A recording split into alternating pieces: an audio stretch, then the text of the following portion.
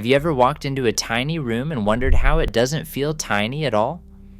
In Japan, rooms are often smaller than almost anywhere else in the world, yet somehow they feel open, calm, and surprisingly massive. It's not magic, it's not luck, it's a collection of clever hacks and smart design choices that quietly make every square meter work harder. Today we're counting down 10 Japanese space hacks that can make any tiny room feel unbelievably huge. Let's get started. Number 10. The floating shelf trick. Walls become storage. Most people look at a small room and assume the only real solution is a bigger room. Japanese apartment dwellers think differently. Instead of filling the floor with furniture, they look up. Floating shelves mount directly onto the wall, turning empty vertical space into functional storage without ever touching the ground. Books, plants, folded towels, all of it finds a home above eye level instead of crowding the floor below. Here's the psychological trick behind it. A room with visible floor space always feels significantly larger than a room with the exact same square footage packed with furniture. So ask yourself, how much of your own floor is covered right now with things that could simply live on a wall instead?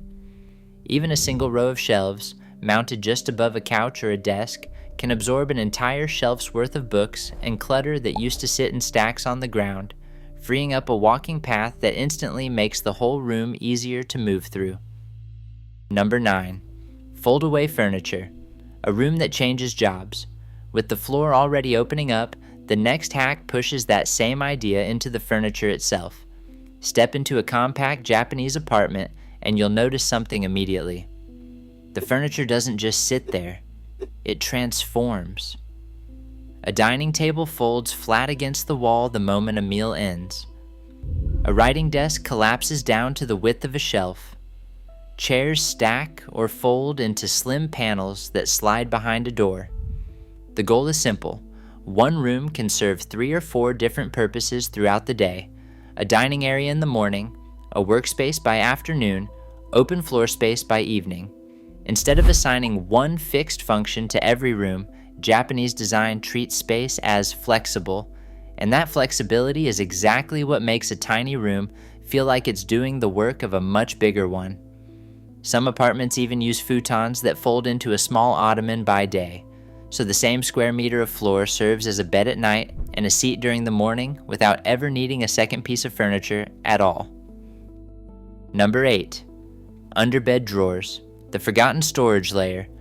Once the room itself starts working harder, the next hack looks at a piece of furniture almost everyone already owns but rarely uses to its full potential. The bed. Think about your own bed for a moment. What's actually underneath it right now? For most people, the honest answer is nothing but dust and empty air. Japanese homes rarely waste that space. Beds are often built with drawers integrated directly into the frame or raised just high enough to slide flat storage bins underneath. Seasonal clothing, spare bedding, even luggage disappear into this hidden layer without taking up a single inch of visible room. The bed stops being just a place to sleep and quietly becomes a storage unit around the clock. Because everything slides smoothly in and out, there's no digging through boxes in a closet or climbing on a stool to reach a high shelf. It's simply pulled out, used, and pushed back under until it's needed again. Number 7. The Genkan entryway. One small step that changes everything.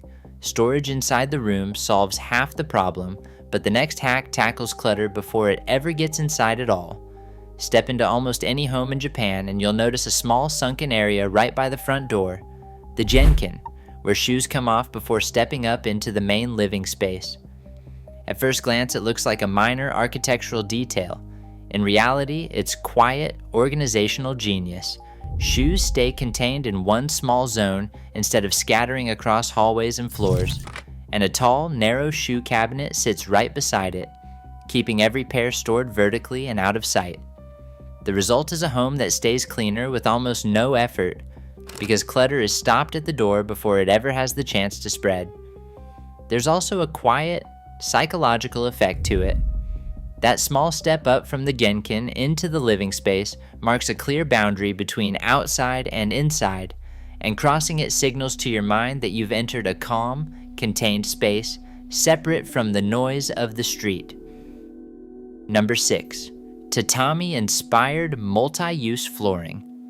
Now that clutter is contained at the entrance, the next hack focuses on making the floor itself do more than one job. Traditional Japanese homes use tatami mats, woven flooring that serve for sleeping, eating, and sitting, all in the same space.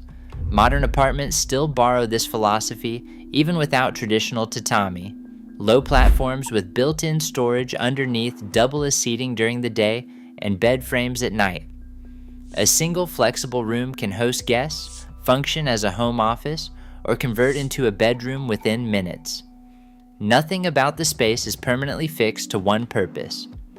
In a small apartment, that kind of flexibility isn't a luxury, it's the entire point. Even the material itself plays a part. The soft, woven surface means fewer pieces of furniture are needed just to make a room comfortable to sit or lie on. A simple cushion becomes a chair, and a folded futon becomes a bed. Number 5.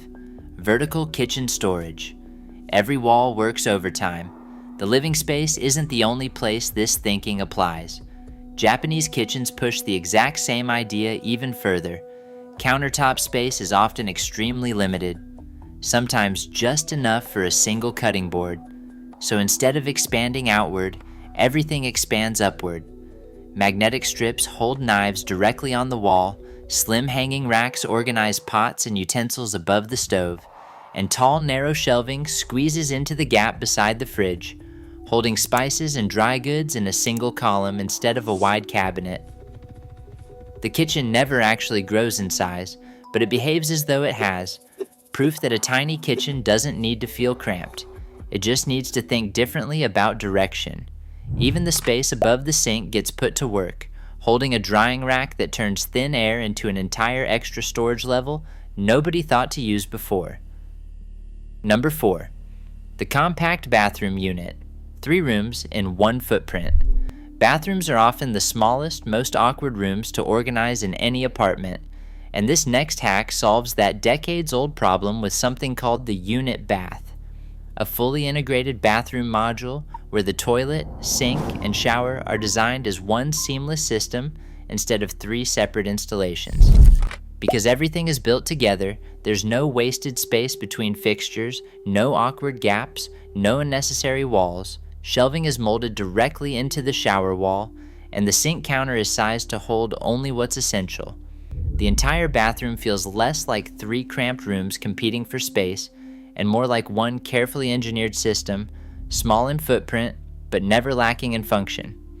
Even the water heater is often tucked into a slim compartment rather than sitting as a bulky separate unit. One more example of a design that refuses to waste even the smallest gap. Number 3. Sliding doors.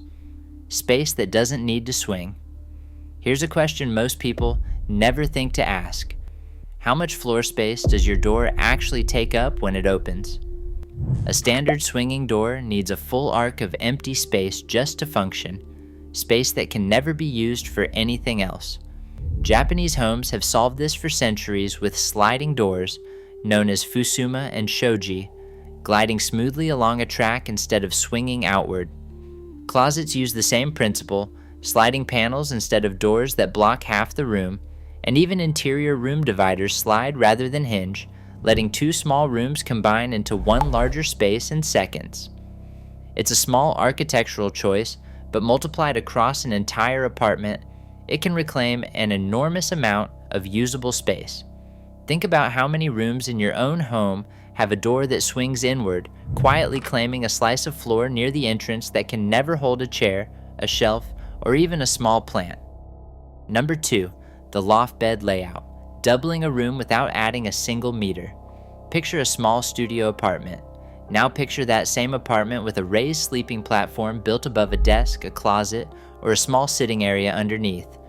That's the loft bed layout, a favorite solution in Japanese micro apartments where ceiling height becomes just as valuable as floor space. Instead of a bed taking up a large section of the only room available, it moves upward, freeing the entire footprint below for work, storage, or relaxation. Some versions even include built-in stairs that double as drawers. Either way, the logic is the same. If the floor is limited, build toward the ceiling instead, one of the clearest examples of how Japanese design refuses to accept that small simply means less. Architects who specialize in micro-housing often point out that most rooms only ever use their lower third effectively, leaving the rest sitting empty above eye level. A loft layout is simply what happens when someone finally asks what that unused space could be doing instead. Some designs go even further, adding a small window near the top of the loft so natural light still reaches the sleeping area, or building the platform with a slight recess so it never feels like a ceiling pressing down on you while you sleep. The result is a room that quietly holds 2 full living zones stacked on top of each other, without the apartment itself ever needing to grow by a single square meter. Number 1, the minimalist mindset. Nothing without a purpose. And finally, we arrive at the idea that ties every single hack on this list together. It isn't a piece of furniture or a clever mechanism, it's a mindset. In Japanese homes, before anything is purchased or kept, one quiet question gets asked. Does this actually serve a purpose here? If the answer is no, it doesn't earn a place in the home. This isn't about owning nothing, it's about owning intentionally, keeping only what genuinely adds value while letting go of everything that simply takes up space without giving anything back. A tiny room filled with unnecessary things will always feel cramped, no matter how many clever hacks you add to it, but a tiny room filled only with what truly matters can feel remarkably open, calm, and even generous. In the end, that's the real secret behind Japanese small space living. It was never really about the size of the room at all, and every other hack on this list only works because of this one underlying mindset. Floating shelves only help if what sits on them actually deserves a place there, and a loft bed only frees up space if the room underneath doesn't just fill back up with more things over time. Once that quiet question, does this deserve to be here, becomes a habit rather than a chore, a small room stops feeling like a limitation and starts feeling like a space that was designed with real intention from the very beginning.